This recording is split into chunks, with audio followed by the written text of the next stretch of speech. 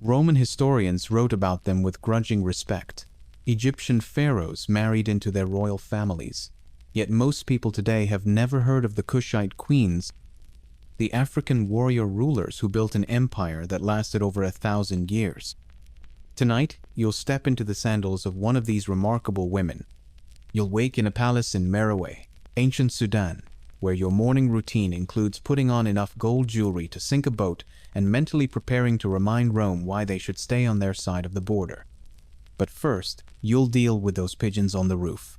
Some things never change. But before you get really comfortable, take a moment to like the video and subscribe, but only if you are enjoying what I do here. And let me know in the comments where you're watching from and what time it is for you over there. Now dim the lights and let's ease into tonight's journey together. The pigeons above your palace roof have opinions about your sleeping schedule, and they're not keeping them to themselves. You open one eye. The pre-dawn light filters through windows that cost more than most people's houses, casting shadows across stone floors that feel cool against your bare feet.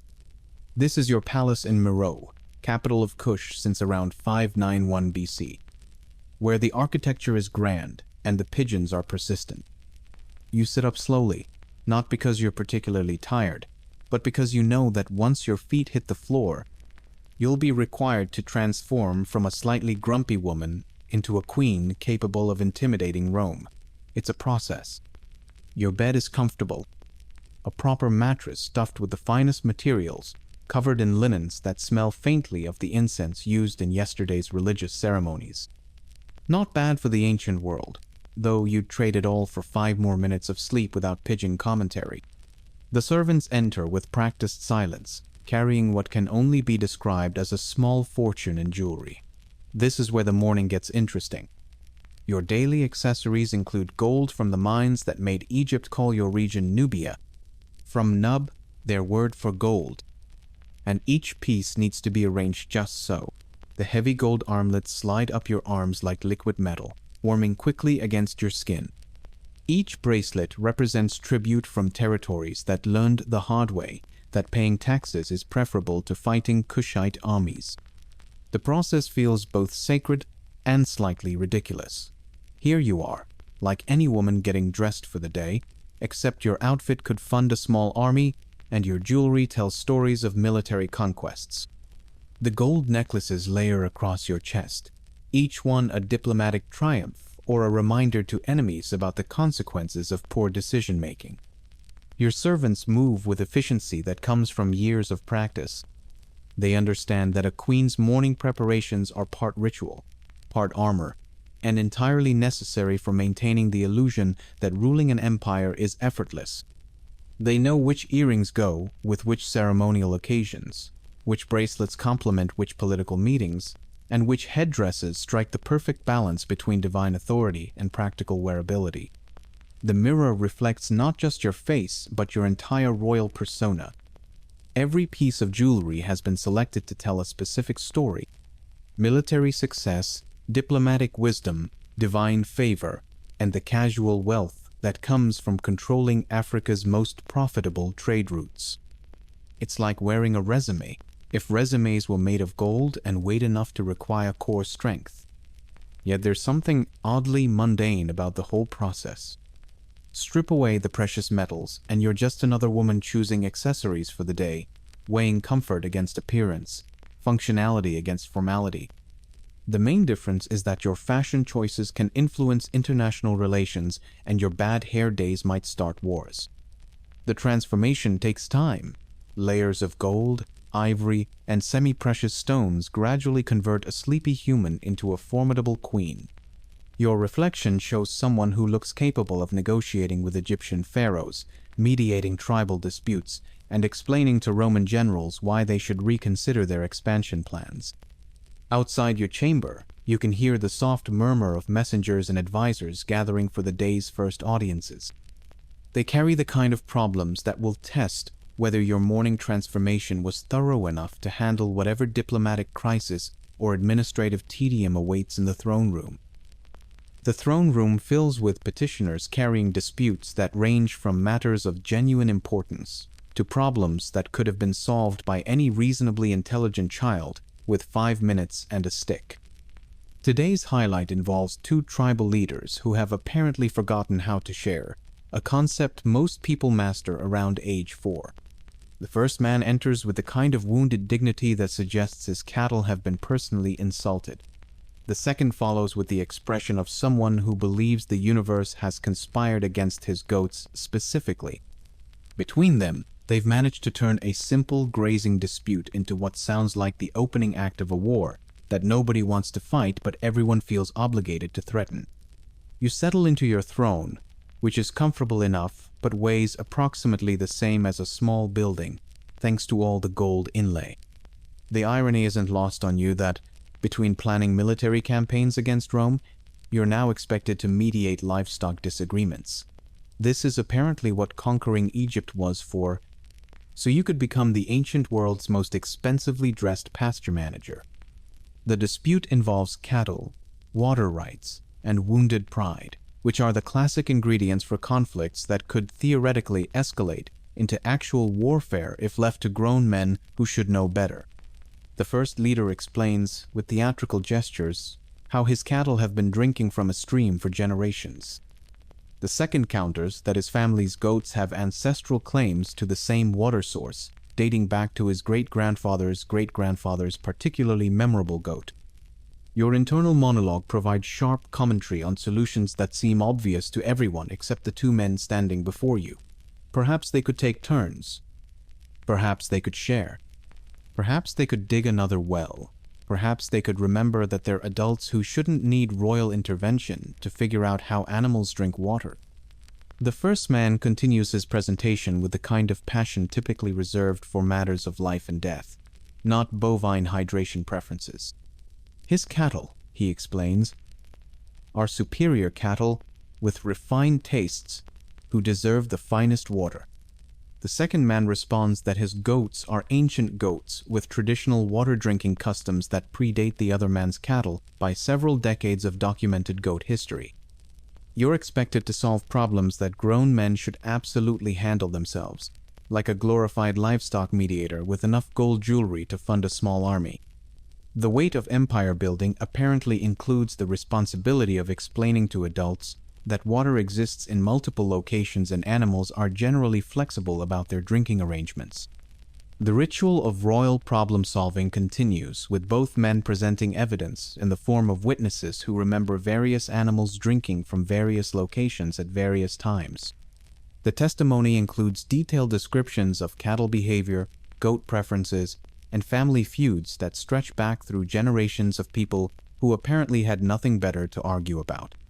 Yet this is the foundation of empire, the mundane work of keeping diverse peoples unified under your rule, instead of fighting each other over resources that could easily be shared with minimal effort and basic human decency. The glamorous part of being a queen involves military strategy and international diplomacy. The realistic part involves explaining to adults why cooperation works better than conflict. A messenger enters quietly during the testimony about ancestral goat rights, carrying sealed dispatches that bear the unmistakable marks of urgent military intelligence. His presence suggests that larger, more dangerous problems are brewing beyond your borders, problems that involve actual enemies rather than arguing neighbors with thirsty livestock. You deliver swift, practical justice that involves sharing the water source on alternating days and establishing clear boundaries that even cattle and goats can understand. Both parties leave satisfied, which proves why you rule and they follow, though you suspect they'll be back next month with a different but equally solvable dispute about animal-related territorial issues. The messenger approaches as the last petitioner exits, his expression suggesting that the dispatches contain news more serious than grazing rights. Today's entertainment in royal problem-solving is about to be replaced by challenges that actually require the kind of strategic thinking that built this empire in the first place. The afternoon inspection of your mines and forges reveals exactly why your empire can afford to tell Rome where they can stick their expansion plans. Your kingdom's wealth flows from two sources that make Romans nervous: gold that glitters like captured sunlight and iron that kills with admirable efficiency. You walk through the gold mines first, where workers move like bronze statues dusted with divine powder. Gold dust coats their skin until they look like minor deities who forgot to wash, each grain representing wealth that funds armies and builds monuments designed to outlast empires. The Egyptian word for gold is nub, which may explain why they call this region Nubia, though you prefer to think they named it after the sound Romans make when they realize how much wealth you control. The miners work with tools that would be considered advanced anywhere else in the world, extracting precious metal that flows through trade networks stretching from the Red Sea to the Mediterranean. Each basket of gold-bearing ore represents diplomatic leverage, military funding, and the kind of economic independence that lets you negotiate with Egypt as equals rather than subjects. It's remarkably satisfying to own something that everyone else desperately wants but can't simply take. The iron forges burn hot enough to melt Roman confidence, producing weapons and tools that keep your people prosperous and protected. Meroë sits strategically positioned near iron ore deposits and hardwood forests, the perfect combination for an industry that produces instruments of warfare and implements of civilization. The furnaces roar with flames that could forge the kind of swords that make neighboring kingdoms reconsider their territorial ambitions. Your blacksmiths hammer out spearheads, arrowheads, and sword blades with a kind of methodical precision that suggests they've been thinking about Roman armor while they work. The iron industry produces tools for farming, weapons for fighting, and trade goods that neighboring kingdoms purchase, because Kushite metalwork has developed a reputation for quality that exceeds most competitors. The economic mathematics are elegantly simple. Your wealth buys independence, your iron ensures respect, and your gold purchases loyalty from allies who appreciate reliable trading partners. Trade networks stretch across Africa and into the Mediterranean, carrying Kushite goods to markets that depend on your generosity and fear your potential displeasure. Exotic animals from farther south in Africa add variety to your export catalog, though the gold and iron remain your primary diplomatic tools. Romans want your resources but lack the strength to simply seize them, creating a delicate balance of trade and threat that requires constant attention. They purchase iron products from your smiths while simultaneously plotting ways to control the source of production. It's like selling someone a sword while watching them practice stabbing motions in your general direction. Your foremen present production reports with the kind of efficiency that comes from knowing their queen understands both military strategy and economic planning. Today's numbers show healthy output in both gold extraction and iron production, quantity sufficient to maintain your army's equipment standards and your treasury's diplomatic requirements. The workers maintain productivity levels that would impress any kingdom, assuming other kingdoms had workers who weren't constantly worried about foreign invasion. Yet today's reports include troubling news about Roman merchants asking too many questions about supply routes. Their inquiries sound less like normal commercial interest and more like reconnaissance missions disguised as trade negotiations. Roman traders have been mapping your transportation networks with the kind of detailed attention that suggests they're planning something more ambitious than simple purchasing agreements. The intelligence makes tactical sense from their perspective. Understanding your economic infrastructure would be essential for any military campaign designed to disrupt rather than conquer. Romans have learned that direct confrontation with Kushite armies produces expensive lessons in desert warfare, so they're apparently considering economic pressure as an alternative to military defeat. Your empire's economic foundation remains unshakable, built on resources that require your cooperation to access and your expertise to process effectively. But Rome's growing interest in your trade routes suggests they're planning something that will require your personal attention and possibly your sword, because apparently some lessons need to be taught more than once. The temple of Epidemic fills with incense smoke thick enough to hide a small army, which is convenient since you're essentially conducting a diplomatic meeting with divine forces who expect results rather than just reverence. Your religious duties involve more than piety. There are strategic sessions with gods who have opinions about military campaigns and aren't shy about expressing them through omens, dreams, and the occasional lightning bolt. Epidemic receives your prayers with the kind of attention that suggests he's taking notes. This lion-headed warrior god understands that your requests for military success sound suspiciously like battle plans, complete with tactical details about Roman weaknesses and preferred methods of teaching lessons to overconfident neighbors. The Kushites built major temples to Apedemak at Musawwarat es-Sufra and Naka, underlining his importance alongside the Egyptian gods like Amun and Isis that your people continue to worship. The ritual movements feel both sacred and strategic, each gesture reinforcing your divine right to rule and fight, while providing practical reminders about proper sword techniques. The priests nod approvingly as you perform ceremonies that blend spiritual devotion with practical politics. They understand that royal spirituality serves both heavenly and earthly purposes, like a divine insurance policy that covers both eternal salvation and temporal military victories. Your offerings include gold, incense, and detailed descriptions of Roman troop movements disguised as prayers for protection from northern threats.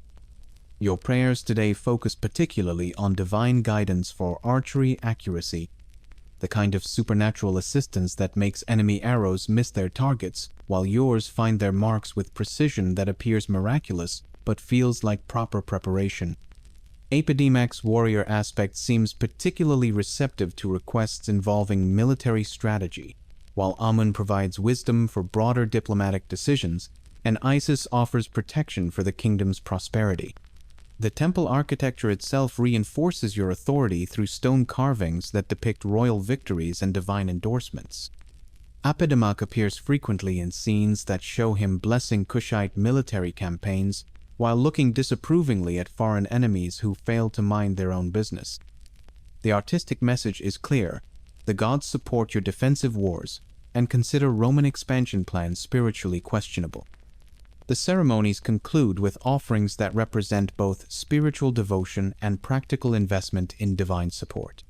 Gold jewelry, precious stones, and exotic incense create a material foundation for your spiritual relationship with deities who appreciate tangible evidence of royal commitment. The priests perform final rituals that seal your requests and ensure divine attention to your upcoming military preparations. The gods seem satisfied with your offerings, and more importantly, they've blessed your upcoming military preparations with a kind of divine endorsement that makes soldiers fight harder and enemies reconsider their life choices. The temple smoke clears to reveal statues that appear pleased with your devotion, though their expressions might simply reflect the sculptor's artistic interpretation of divine approval. Unfortunately, divine guidance becomes particularly valuable when dealing with family members who mistake proximity to power for actual competence in wielding it. Your cousin thinks she understands military strategy better than you do, which is adorable considering your track record against Rome and her track record of successfully avoiding anything more dangerous than palace gossip. She arrives at your private chambers wearing enough jewelry to outfit a small army, and the kind of confident expression that suggests she's about to share wisdom that will revolutionize your approach to international relations. Palace intrigue involves relatives who mistake proximity to power for actual competence in wielding it, like people who think standing near a blacksmith's forge makes them metal workers. Your cousin has spent her entire life watching you make decisions without ever making any herself. Yet somehow, this has convinced her that she possesses strategic insights that escaped your notice during actual military campaigns against actual enemies with actual weapons. Her suggestions about Roman negotiations reveal a fundamental misunderstanding of how strength actually works in international diplomacy. She believes you should send ambassadors bearing gifts and peaceful intentions, apparently unaware that Romans interpret generosity as weakness and diplomacy as an invitation to make additional demands. Her approach would work beautifully if Romans were reasonable people interested in mutually beneficial arrangements rather than empire-building opportunists who mistake kindness for military incompetence. The conversation continues with her explaining how you could avoid conflict entirely through clever negotiation tactics she learned from observing trade disputes in the marketplace. She's apparently missed the part where Romans don't operate like merchants haggling over grain prices, but rather like wolves who interpret your willingness to negotiate as evidence that you're afraid to fight. Her diplomatic strategy sounds like something designed by someone who has never seen a Roman legion or understood why they keep returning to test your borders. Family members feel entitled to offer advice on matters they've never personally handled, like warfare and diplomacy, in the same way that people who have never cooked feel qualified to criticize royal banquets. Your cousin's military experience consists of watching parades from palace balconies, yet she speaks with authority about battlefield tactics and strategic planning as if she's personally commanded armies, rather than commanded servants to bring her more wine. The delicate art of planning revenge that's satisfying but not destructive requires the same strategic thinking you use against foreign enemies, except family revenge must be subtle enough to maintain domestic harmony, while still teaching important lessons about presumption. Perhaps assigning her to oversee the pigeon problem on the palace roof would provide valuable learning opportunities in managing difficult situations with limited resources and uncooperative subjects. Royal family dynamics operate like tribal politics, but with higher stakes and more expensive jewelry involved, creating situations where hurt feelings can escalate into succession disputes and wounded pride can influence foreign policy decisions. Your cousin's timing is particularly poor, given that real military decisions need to be made about actual Roman threats rather than theoretical diplomatic solutions that exist only in her imagination. She continues her presentation with the enthusiasm of someone who has discovered fire, apparently believing that previous Kushite queens never considered peaceful alternatives before resorting to military solutions. Her suggestions include cultural exchanges, trade agreements, and friendship treaties, all of which sound lovely in theory but ignore the reality that Romans have already broken numerous agreements and demonstrated their approach to friendship through repeated border violations. The conversation reaches its natural conclusion when she offers to personally lead a diplomatic mission to Rome, presumably to charm Roman generals with her negotiation skills and her complete lack of understanding about how conquered territories typically get treated by imperial powers. Her confidence would be inspiring if it weren't so thoroughly divorced from practical reality and historical precedent. You file away her presumption for future reference while focusing on problems that actually matter to the kingdom's survival, like the military preparations required to address Roman border provocations. Her advice joins the growing collection of well-intentioned but impractical suggestions from relatives who confuse royal blood with strategic genius. Unlike family squabbles that can be resolved through careful management and strategic pigeon assignments, Roman border provocations require immediate and decisive responses that demonstrate why your empire has survived for centuries, while other kingdoms became footnotes in Roman history books. The dispatches confirm what history has taught repeatedly. In 25 BC, following Egypt's annexation, Roman tax demands provoked Queen Amanirenas' first raid into their territory, apparently having forgotten that Kushite queens don't respond well to financial intimidation. Roman military movements near your borders suggest they believe time has softened your resolve or weakened your armies, which is the kind of tactical miscalculation that makes seasoned generals wonder if Romans actually study their own military history or just pretend inconvenient defeats never happened. This isn't the first time Rome has miscalculated Kushite strength, and their previous education was apparently insufficient to prevent them from scheduling remedial courses in desert warfare and strategic humility. The intelligence reports detail Roman troop positions, supply lines, and the same tactical arrogance that cost them dearly when Amanirenas captured Syena and Philae, dragging Roman prisoners back to Meroë in chains while carrying Augustus's bronze head as a trophy. Your military advisors enter with scrolls containing information that ranges from mildly concerning to thoroughly predictable. Roman forces have been gathering near the Egyptian border, conducting reconnaissance missions that suggest they're planning something more ambitious than routine patrols. Their supply trains include enough equipment for extended campaigns, which indicates they've learned at least one lesson from previous failures. Bring more supplies for the inevitable retreat. The advisors present options ranging from diplomatic warnings to preemptive strikes, all while knowing your preference for decisive action over prolonged negotiations with people who interpret restraint as weakness. The diplomatic option involves sending ambassadors to explain once again why Roman expansion plans conflict with Kushite territorial integrity. The military option involves demonstrating these same principles through more direct educational methods that Romans seem to understand better. Roman historians wrote about Amanirenas with grudging respect, describing her as a formidable opponent who challenged Rome's might and secured remarkably favorable terms when Augustus negotiated peace at Hierosycomenos in 21 BC, withdrawing Roman forces and canceling tribute requirements entirely. Yet somehow, each generation of Roman commanders needs to relearn the same lessons about desert warfare, superior archery, and the inadvisability of underestimating African military capability. The strategic mathematics remain unchanged from previous encounters. Your knowledge of desert warfare and superior archery skills versus their heavy infantry and overconfidence in traditional Roman tactics.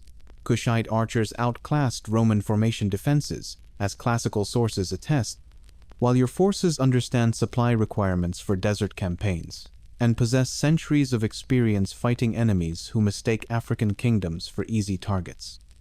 The desert provides defensive advantages that favor forces familiar with fighting in extreme heat while managing limited water supplies. Roman legions excel in traditional battlefield confrontations but struggle with the kind of mobile warfare that Kushite forces have perfected through generations of experience. The question isn't whether you can defeat them again, but how thoroughly you need to demonstrate Kushite superiority this time to ensure the lesson has lasting educational value. The bronze head of Emperor Augustus, buried beneath your temple entrance, serves as a useful reminder of how previous Roman lessons concluded, and there's no reason to expect different results from similar tactical approaches. As evening approaches, you consider the curious persistence of enemies who refuse to learn from experience, though perhaps tonight's reflections will focus on more permanent solutions to recurring problems. The pyramids rising from Meroë's desert sands represent something more enduring than military victories. They're architectural arguments for permanence that will outlast whatever replaces Rome. Your evening contemplation shifts between tomorrow's tactical preparations and the centuries-long project of building something truly unshakable. Monuments constructed from approximately 300 BC to 350 AD across 3 royal cemeteries at Nuri, El Kuru, and here at Meroe. The construction continues under torchlight, each limestone block representing permanence that makes current Roman border disputes look like temporary annoyances rather than existential threats. Workers move stones into position with methodical precision that suggests they understand they're building something designed to survive millennia rather than decades. The project spans centuries, requiring the kind of long-term planning that most kingdoms can't manage because they're too busy dealing with immediate crises. Your pyramids will outlast Rome, a testament to planning across centuries, not mere decades. The Romans currently testing your borders will eventually become historical footnotes, but these structures will still be standing when their empire becomes someone else's archaeological curiosity. It's remarkably satisfying to work on projects that operate on geological timescales rather than political ones. The desert wind carries sounds of a kingdom at peace, protected by strength that doesn't need constant display of military capability. Your people sleep safely because they know their queen possesses both the wisdom to avoid unnecessary conflicts and the military skill to win necessary ones. The combination creates the kind of stable prosperity that allows for massive construction projects and centuries-long architectural investments. The torches illuminate workers who understand they're participating in something larger than immediate political concerns or current military threats. These pyramids represent a different kind of victory, the triumph of planning over improvisation, permanence over temporary solutions, and architectural ambition over short-term thinking. Each stone placement is a strategic decision that will influence how future generations remember this kingdom and these queens. The real victory isn't defeating individual enemies, but creating a legacy that makes future challenges irrelevant through sheer durability. Enemies can be defeated, but they tend to be replaced by new enemies with similar ambitions and identical misconceptions about African military capability. Pyramids, however, remain standing regardless of political changes, serving as permanent reminders of royal power and architectural achievement. Your confidence comes not from arrogance, but from the accumulated evidence of 1,000 years of Kushite success, combined with construction projects designed to extend that success for another 1,000 years. The kingdom has survived multiple challenges, defeated various enemies, and maintained independence through strategic thinking and military competence that exceeds most contemporary civilizations. The pyramid project operates on timescales that make current Roman threats seem like brief interruptions in a much longer story of architectural and political achievement. These structures will still be standing when whatever replaces Rome eventually crumbles, serving as monuments to queens who understood that true power requires both immediate strength and permanent architectural arguments for lasting authority. Tomorrow will bring new challenges, but tonight belongs to reflections on power that transcends individual reigns and creates something genuinely permanent through stone and strategic brilliance. Dawn approaches, and with it, the certainty that today's challenges will test whether centuries of strategic planning can handle whatever Rome decides to attempt next. The Kushite Queens ruled for over a millennium, not through luck, but through the kind of strategic brilliance that turned Roman ambitions into cautionary tales, like a 1,000-year masterclass in how to maintain independence while everyone else was getting conquered. Kush thrived from around 800 BC through the move to Meroë in 591 BC until approximately 350 AD, which is roughly the same amount of time that separates us from the fall of Rome. These weren't ceremonial rulers who looked pretty on coins. The Kandaks led armies, managed complex trade networks, and apparently spent considerable time explaining to Romans why expansion plans should include realistic assessments of local military capability. Their legacy challenges everything we think we know about ancient African leadership and the supposed inevitability of Roman expansion, particularly the assumption that Rome's success was based on superior strategy rather than picking easier targets.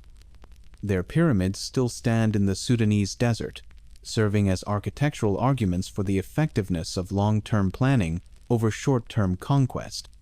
Their victories forced Rome to redraw borders at the First Cataract for 300 years, a rare imperial concession that speaks to Kushite military and diplomatic superiority. Sleep well knowing that history's most underestimated rulers were often its most successful, and that sometimes the best defense against empire-building neighbors is simply being better at empire building than they are.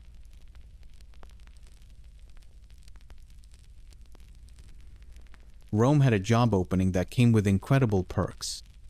You'd be richer than most men, more powerful than senators' wives, and you could literally save lives with a glance. The application process was simple. Be between 6 and 10 years old, from a good family, and commit to 30 years of absolute celibacy. Break that vow, and you'd be buried alive. Only in Rome could a career in fire watching come with both supreme privilege and the constant threat of live burial. Tonight, we're meeting the Vestal Virgins, whose lives were the ultimate high-stakes balancing act. The Pontifex Maximus would stroll through the city's finer neighborhoods, not browsing for pottery or produce, but shopping for small girls who met Rome's divine hiring requirements. It's like a spiritual headhunter, except the headhunting was literal and the contract lasted 3 decades. The selection criteria read like a checklist for breeding show dogs. Candidates had to be physically perfect, no scars, no limps, no lazy eyes that might offend the goddess. Both parents needed to be alive and freeborn, because apparently having dead or formerly enslaved relatives was spiritually contagious. Officials examined family trees with the dedication of genealogists and verified that these children had never attended a funeral or witnessed a corpse. The Vestals could never be exposed to death in any form to avoid ritual pollution, which meant 6-year-olds underwent more rigorous background checks than modern politicians. By the later periods of the empire, Rome's standards became more flexible out of pure necessity. The Papian law opened recruitment to plebeian families, and eventually even daughters of freed slaves because noble families had figured out that having a Vestal Virgin in the family was prestigious in theory, but devastating in practice. No marriage alliances, no grandchildren, no political networking through your daughter's wedding. So they started hiding their girls when the Pontifex Maximus came around. Apparently the goddess Vesta wasn't as picky about bloodlines as her priests pretended to be. The actual selection involved a lottery system, because even sacred recruitment needed some element of chance. The Pontifex Maximus would draw names from eligible candidates, creating the ancient world's most consequential raffle. When he pointed at the chosen girl, he would declare, "I take you, Amata, to be a Vestal priestess, who will carry out sacred rites, which it is the law for a Vestal priestess to perform on behalf of the Roman people." It's a remarkably bureaucratic way to destroy a child's future, wrapping life imprisonment in the language of honor and duty. The moment of selection was legally transformative in ways that would make modern feminists weep.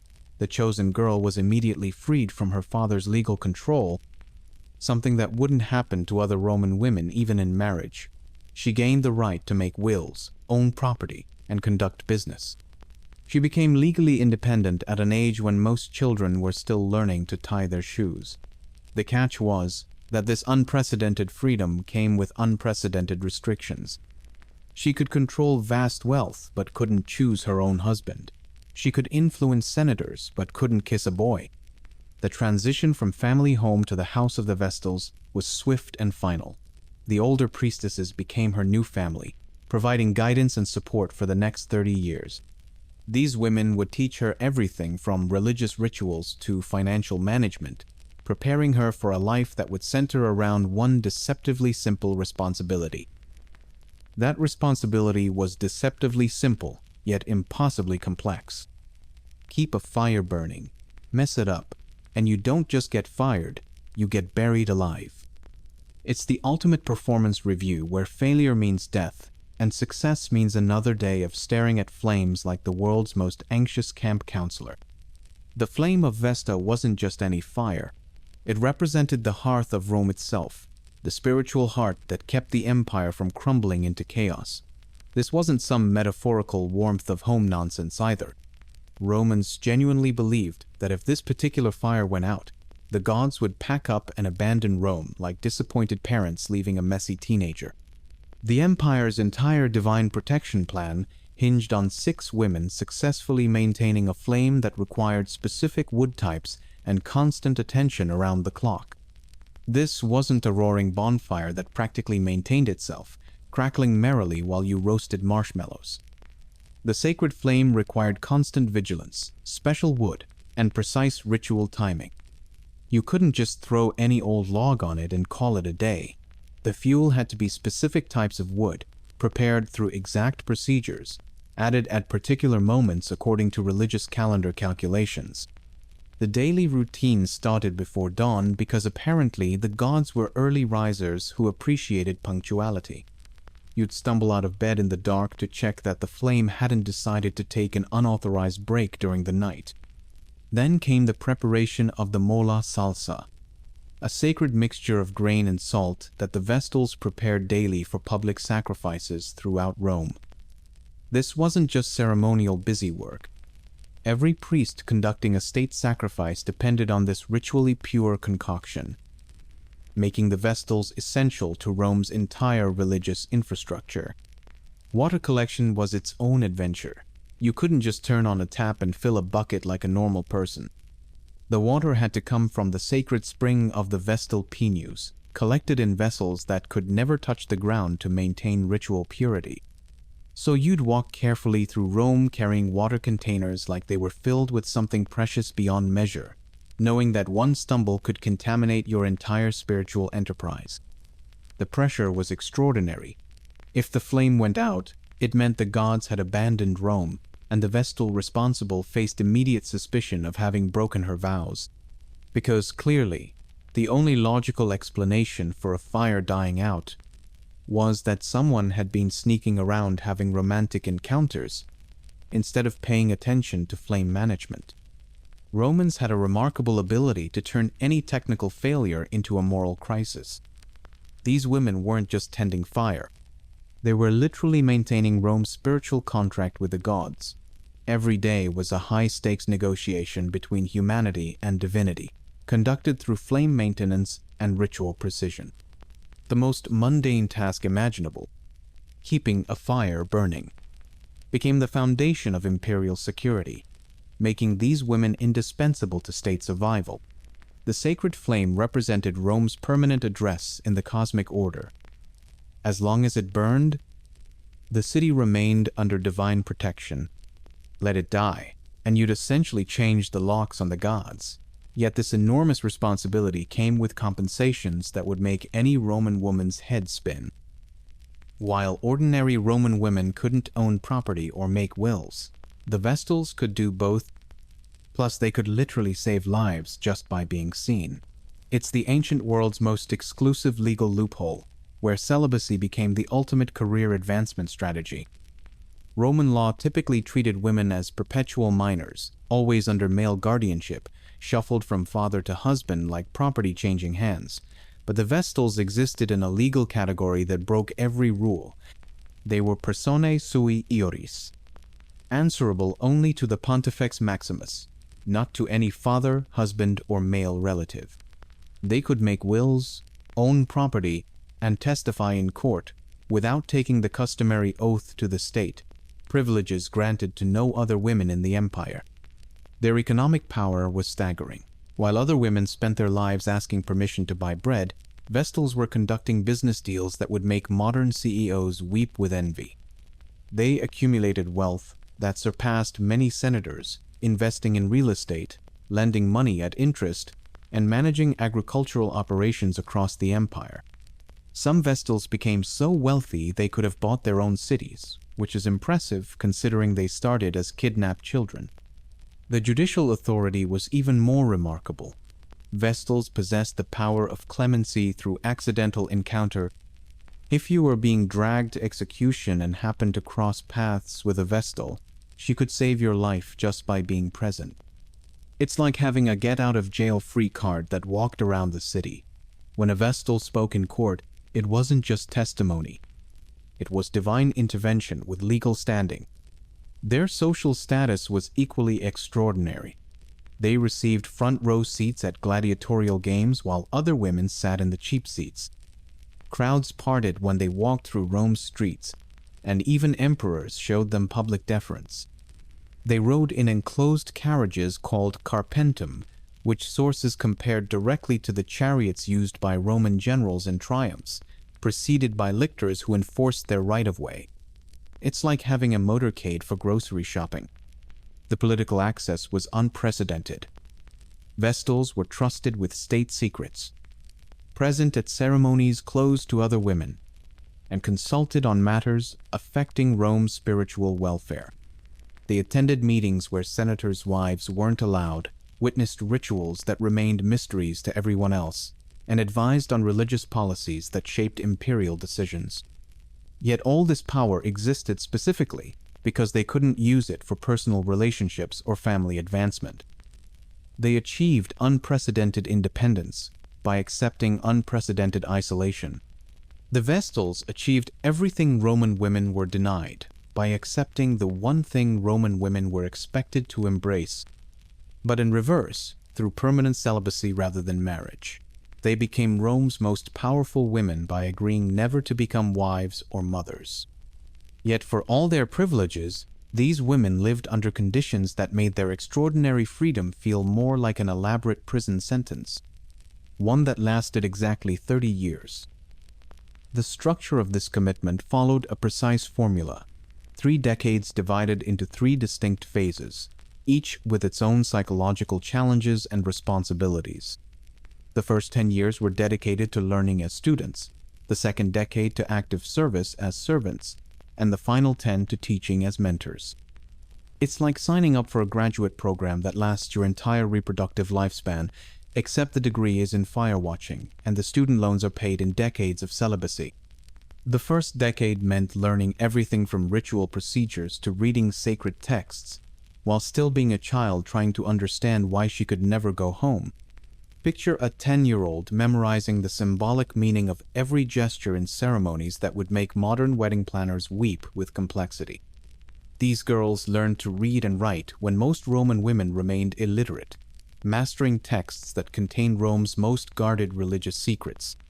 The learning phase was exhaustive in ways that would challenge modern PhD candidates, memorizing complex ceremonies that required perfect execution, understanding the symbolic meaning of every gesture, and learning to perform rituals where one mistake could theoretically doom the empire. The second decade brought full responsibility as servants. These were the years when flame extinguishing or vow breaking would be most catastrophic, right when biological urges were strongest. You went from student to performer on Rome's most dangerous stage, taking full responsibility for the empire's spiritual welfare. These women participated in the most sacred state rituals, bore the psychological weight of imperial security, and did it all while experiencing the exact biological impulses they'd sworn to ignore forever. The performing phase meant carrying the burden of Rome's divine protection, while navigating the psychological challenges of young adulthood in complete isolation. The final decade as teachers involved training the next generation while contemplating a life that had passed entirely within temple walls, watching former students take over duties that had defined your existence. You became a mentor to confused children while reflecting on 3 decades spent in the same building, performing the same rituals, maintaining the same impossible standards. Some priestesses like Okia, the Vestalis Maxima who served 57 years, found such purpose in this progression that they extended their service well beyond the required term. The psychological journey moved from confused child to confident priestess to potentially bitter mentor, all while maintaining the same vows and restrictions. You watched generations of Romans live normal lives while you remained frozen in the same spiritual role, accumulating wisdom about everything except the basic human experiences you'd been denied. After 30 years, freedom to marry beckoned, but to a world that had completely changed, with no family connections and no experience of normal relationships. Most Vestals chose to remain in service because the outside world had become more foreign than their sacred prison. Plutarch observed that few welcomed this freedom, and those who did were not happy, but were a prey to repentance and dejection for the rest of their lives. Yet this carefully structured system of privilege and restriction occasionally faced its ultimate test when the impossible balance finally shattered. The punishment for breaking celibacy wasn't just death. It was a carefully orchestrated ritual designed to avoid spilling sacred blood while ensuring maximum suffering.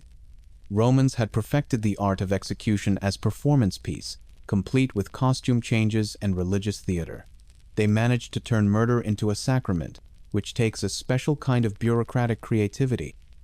Accusations of incestum didn't require evidence in the modern sense. Suspicious behavior, extinguished flames, or political convenience could trigger investigations by the pontifices. Maybe you laughed too loudly at a senator's joke. Or perhaps your flame flickered during a particularly windy day. Sometimes the accusations came through prodigies, divine omens like lightning strikes that supposedly pointed fingers at guilty Vestals. It's like being prosecuted based on a fortune cookie message, except the fortune cookie controls your entire civilization. The investigation process was delightfully vague. What constituted suspicious behavior? Looking at men too directly, neglecting duties, displaying what priests considered immodest attire. Political motivations often drove accusations during times of crisis. Wars, famines, plagues, and other signs of divine displeasure needed someone to blame. Vestals made convenient scapegoats because their alleged failures could explain any national disaster. Your fire management skills suddenly became responsible for military defeats across the empire. The trial process itself was designed to be merciful, with most accused Vestals being acquitted, but those few who weren't faced Rome's most terrifying execution method. The Pontifex Maximus and College of Pontiffs conducted religious trials that voted to convict or acquit. The burden of proof was flexible, depending largely on public opinion and whether the empire needed a spiritual explanation for recent catastrophes. Some Vestals proved their innocence through miraculous demonstrations that became legendary. Tuccia, accused of unchastity, carried water in a sieve to prove her purity, a feat that inspired art for centuries. It's the ancient equivalent of a polygraph test, except instead of measuring your pulse, you performed impossible physics while your life hung in the balance. The fact that this worked suggests either divine intervention or remarkably skilled stage magic. The execution ritual was elaborate enough to satisfy Rome's obsession with ceremonial precision. The condemned Vestal was stripped of her insignia, scourged and dressed like a corpse. She was placed in a closed litter and carried through the forum in a full funeral procession, complete with weeping relatives and ceremonial pomp. The funeral rites were performed in their entirety, so the execution would appear voluntary and bloodless, maintaining the sacred nature of her person even in death. The procession led to the Campus Sceleratus, just within the city walls, where an underground chamber had been prepared. The chamber contained a couch, a lamp, and a table, with a little food, just enough supplies to prolong the agony. The Pontifex Maximus would utter a secret prayer, open the litter, and lead the Vestal to the steps of the subterranean cell. The executioners conducted her down, drew up the ladder, and filled the pit with earth, leaving her to perish slowly in darkness. Meanwhile, her paramour faced a different but equally brutal punishment: public beating to death by the Pontifex Maximus, either in the Forum Boreum or on the Comitium.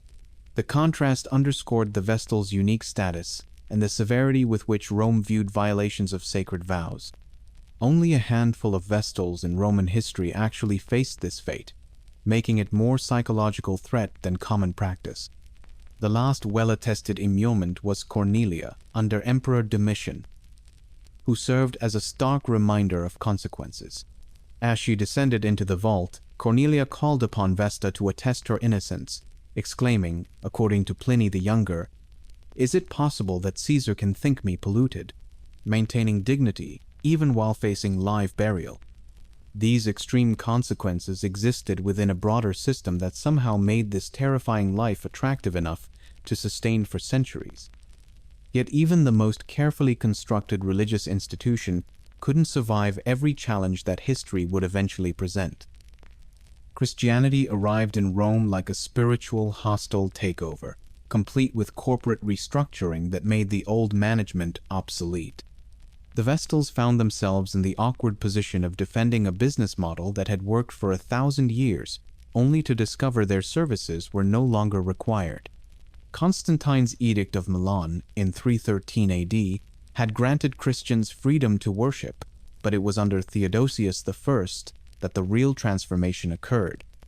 His edicts between 391 and 394 AD outlawed pagan cults entirely, including the worship of Vesta, leading directly to the temple's closure. The ancient priesthood found themselves defending not just their traditions, but their entire reason for existence. The Vestals had survived emperors, invasions, and plagues, but they couldn't survive theological disruption. The final Vestals weren't just losing their jobs. They were watching the spiritual foundation of Rome crumble while being blamed for the empire's decline. Every military defeat, every economic crisis, every sign of divine displeasure was attributed to the gods abandoning Rome because the new religion was taking over. It's the ultimate workplace harassment, where your performance review includes responsibility for the entire empire's spiritual welfare, while your department is being systematically defunded. The gradual decline was death by 1,000 budget cuts. Emperor Gratian confiscated the public revenues that had supported the cult of Vesta in 382 AD, essentially cutting off their institutional funding. Fewer candidates applied for positions that no longer came with guaranteed financial security. Public mockery replaced the reverence that had once been sacred and unquestionable. Romans started treating their ancient firekeepers like obsolete civil servants rather than divine intermediaries. Some Vestals refused to abandon their posts, continuing rituals in secret, maintaining their vows even without official recognition. The last epigraphically attested Vestal was Coelia Concordia, who in 385 AD erected a statue to deceased pontiff Vettius Agorius Praetextatus, a figure who had attempted to revive traditional Roman religious practices. It's like the last employee refusing to leave the office building even after the company has moved. The symbolic end came with the closing of Vesta's temple and the extinguishing of the eternal flame. The fire that had burned for centuries was finally allowed to die out, not through neglect or accident, but through deliberate policy. Emperor Theodosius I officially banned the cult of Vesta in 394 AD, marking the definitive end of their public role. The institution that had survived by adapting to political change finally met something that demanded complete spiritual transformation. The Vestal Virgins' 1,000-year run ended not with dramatic persecution, but with quiet irrelevance, their fire finally extinguished by indifference rather than wind. Yet their story reveals something profound about the price of power and the paradoxes that defined women's lives in the ancient world. The Vestal Virgins embodied the ultimate paradox of patriarchal societies. Women could achieve unprecedented power only by completely rejecting the roles that defined womanhood, creating influence through the very restrictions meant to control them. They reshaped conceptions of female agency for centuries to come, proving that patriarchal systems could be gamed, but only at costs that made victory feel suspiciously like defeat. Their legacy echoes through history in unexpected ways. Elizabeth I used Vestal imagery to assert her power, her famous sieve portrait directly evoking Tuccia's miraculous demonstration of purity, presenting virginity as strength rather than limitation. Modern debates about the price of female achievement in male-dominated systems still reference their story, asking whether breaking barriers requires sacrificing everything that makes the victory personally meaningful. These women found freedom through the ultimate unfreedom, wielding power by surrendering agency, becoming Rome's most influential women by agreeing never to become wives or mothers. They achieved absolute legal freedom through absolute personal confinement, a bargain both brilliant and heartbreaking. Yet Plutarch's observation haunts their story. Those few who chose freedom after 30 years were not happy, but were a prey to repentance and dejection for the rest of their lives. Was the price of unprecedented power worth a lifetime of isolation